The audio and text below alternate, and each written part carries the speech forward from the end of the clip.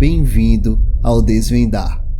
Você ouve não com os ouvidos, mas com a mente. Não com a mente, mas com a sua alma. Confúcio.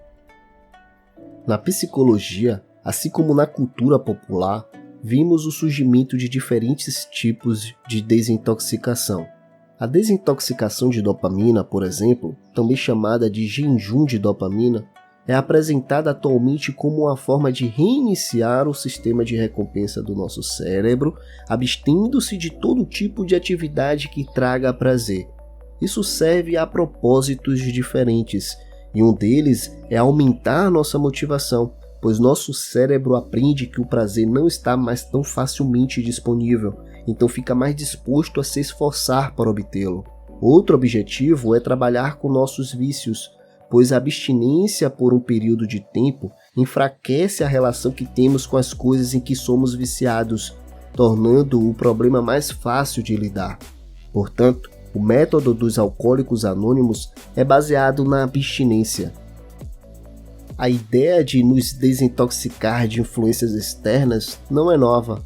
Os antigos taoístas reconheciam o valor de deixar nossas mentes descansarem. Então paramos com o redemoinho exaustivo de julgar, identificar, analisar, fantasiar, etc. De acordo com os taoístas, silenciar nossas faculdades por um tempo não apenas reabastece nossa energia, mas também nos aproxima de uma força misteriosa e incompreensível conhecida como Tao. O jejum do coração envolve uma abstinência temporária da atividade intelectual e sensual. Este conceito não é apenas sobre desintoxicar a mente, trata-se de desintoxicar a alma, fechando a mente e os sentidos. Este vídeo desvenda o jejum do coração.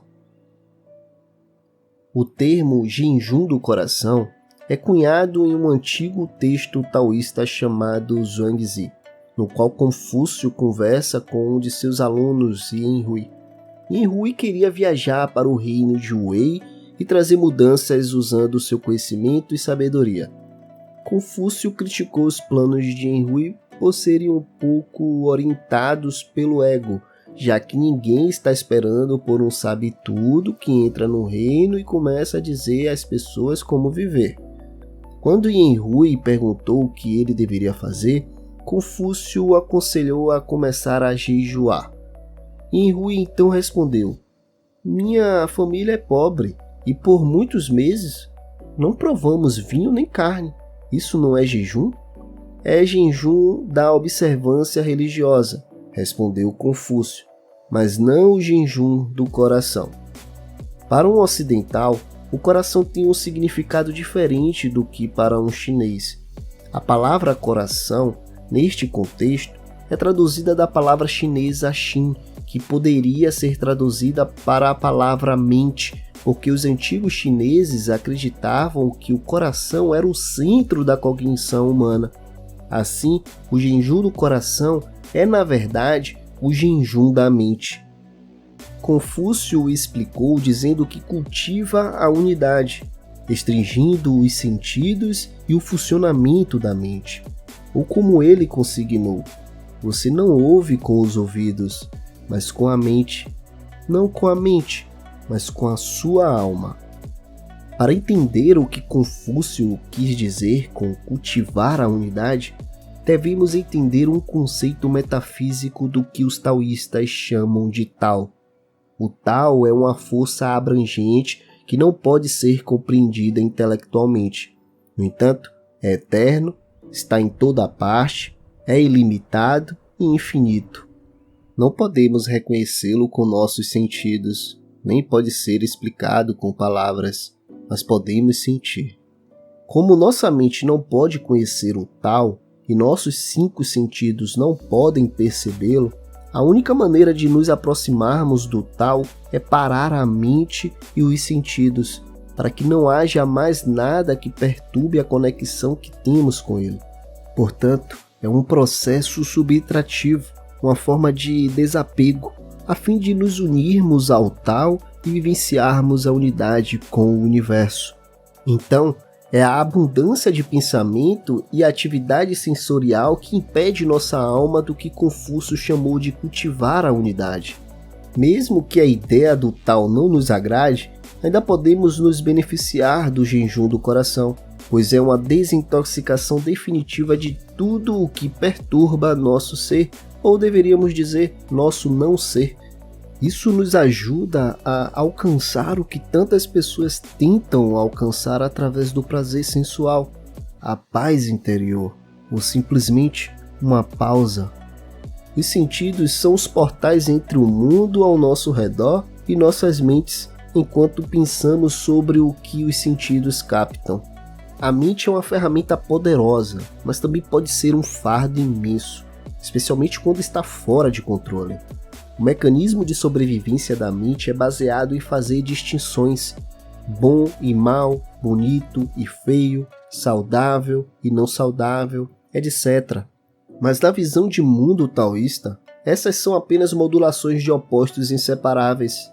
Em outras palavras, como não há alto sem baixo, não há bom sem mal, não há beleza sem feiura e assim por diante. Ver o mundo em opostos também cria atrito. Nossos medos, nossas aversões, nosso ódio e as ações que se seguem são produtos de nossas faculdades de discernimento. É a velha história de nós e eles, que também está na base de uma separação percebida entre humanos e natureza. Nem preciso dizer que esse mecanismo também serve a um propósito importante.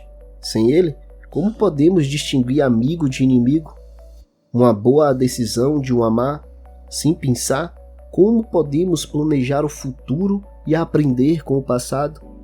Usar a mente nos ajuda a prosperar, comunicar, atingir objetivos, nos proteger.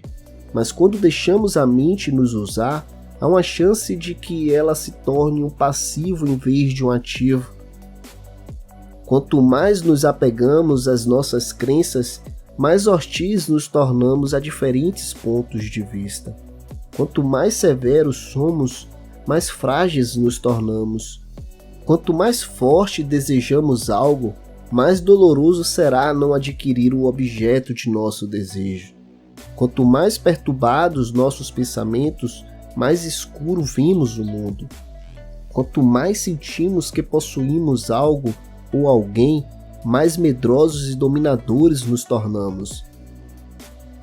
A tagarelice contínua da mente se esgota, assim como o corpo. Como podemos encontrar paz interior quando somos constantemente atormentados por pensamentos? Cultivar a unidade, portanto, é a libertação do choque de opostos e a experiência da interconexão de tudo, que pode ser alcançada acalmando a mente. Passo a citar.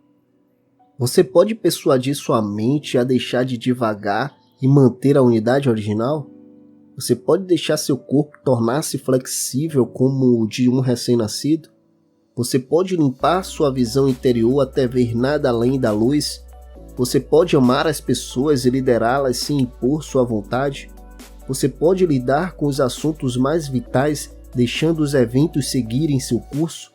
Você pode se afastar de sua própria mente e assim entender todas as coisas? Lao Tzu. Quando nossos corações aceleram, nos tornamos passivos e receptivos. Quando ficamos quietos como um lago no centro de um vale, a lama assenta e a água fica clara. Quando deixamos as coisas rolarem e não intervimos, o universo cuida de si mesmo. Confúcio provavelmente sabia que o jejum do coração mostraria em Rui que é melhor não intervir e deixar o reino de Wei descobrir seu próprio curso. Sua mistura com o negócio que não era seu provavelmente teria piorado as coisas. Como Lao Tzu afirmou, para aqueles que praticam o não fazer, tudo se encaixará. E assim funciona com a mente. Será que todas as nossas neuroses, vícios, compromissos compulsivos com atividades prazerosas são produtos dos esforços tirânicos da mente para intervir no mundo e consigo mesma? Embarcamos em uma desintoxicação de dopamina porque não aguentamos mais os algozes em nossas cabeças? Nesse caso, Abster-se do prazer externo pode nos levar apenas até certo ponto. A solução para o nosso problema está em nossos corações, ou melhor, em nossas mentes. Obrigado por assistir, um forte abraço e até o próximo vídeo.